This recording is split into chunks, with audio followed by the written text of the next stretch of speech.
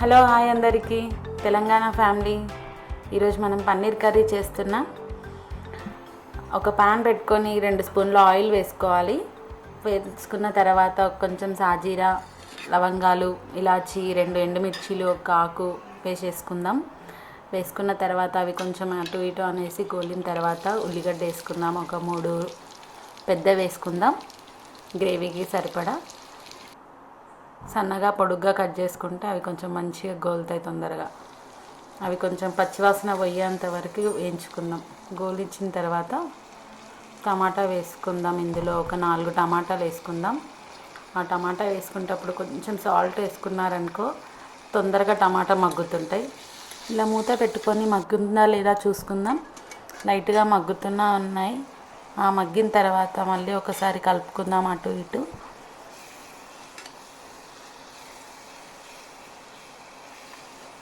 ఇప్పుడు కొంచెం మొత్తం మగ్గిపోయినాయి. టమాటా, ఆనియన్ అన్నీ మగ్గాయి. స్టవ్ ఆఫ్ చేసుకొని చల్లార్చుకుందాం. ప్లేట్లో వేసేసుకుందాం.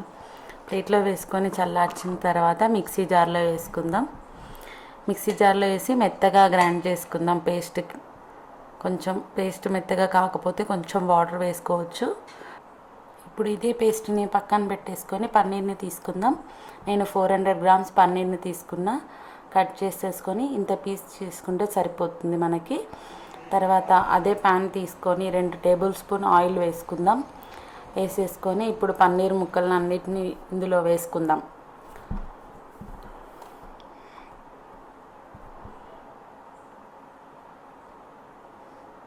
అటు ఇటు కొంచెం కలుపుతూ అడుగంటకుండా చూసుకోవాలి. అది గోలే టైం వరకు ఒక గిన్నెలో 2 గ్లాసుల వాటర్ పోసుకొని 1 స్పూన్ సాల్ట్ వేసుకుందాం.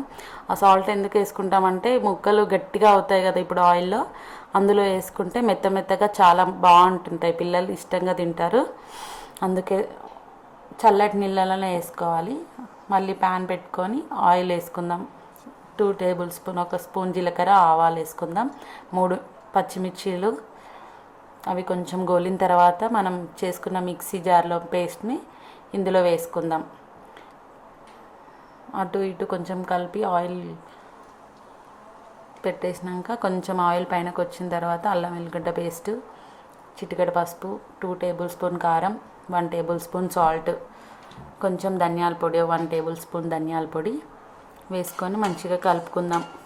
మొత్తం పేస్ట్కి కలిసేలాగా కలిపేసుకుందాం. ఇప్పుడు మూత పెట్టేసుకొని తీసి మళ్ళీ ఒకసారి కలుపుకుందాం. ఆయిల్ పైనకు వచ్చేసింది. అలా ఆయిల్ పైనకు వచ్చేంత వరకు ఉంచేసి ఇప్పుడు పన్నీర్ ముక్కల్ని వాటర్లో వేసాం కదా, అవి పిండుకుంటూ ఇందులో వేసేయాలి.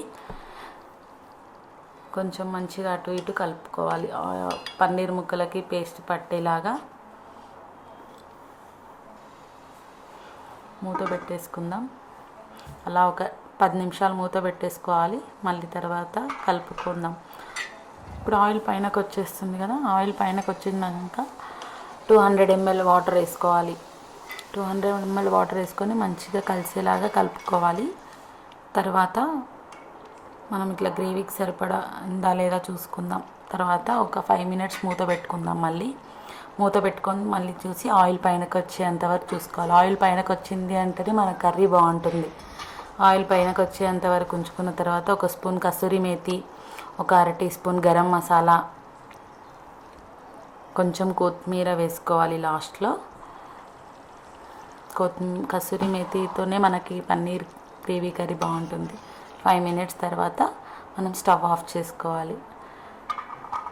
పన్నీర్ కర్రీకి గ్రేవీ కరెక్ట్గా సరిపోయింది మనకి. ముక్కలు కూడా చాలా బాగా అయ్యాయి. పన్నీర్ కర్రీతో పాటు మా పిల్లలకి చాలా ఇష్టం బగారాతో, అందుకే నేను బగారా చేశాను. ఆ బగారా రెసిపీ కూడా నేను నెక్స్ట్ వీడియోలో చూపిస్తాను. మన Telangana family special paneer curry with bagara ready. ఈ రెసిపీని మీరు కూడా ట్రై చేయండి. ఎలా ఉందో కామెంట్ రూపంలో పెట్టండి. లైక్ చేయండి, వేరే వాళ్ళకి షేర్ చేయండి, సబ్స్క్రైబ్ చేయండి.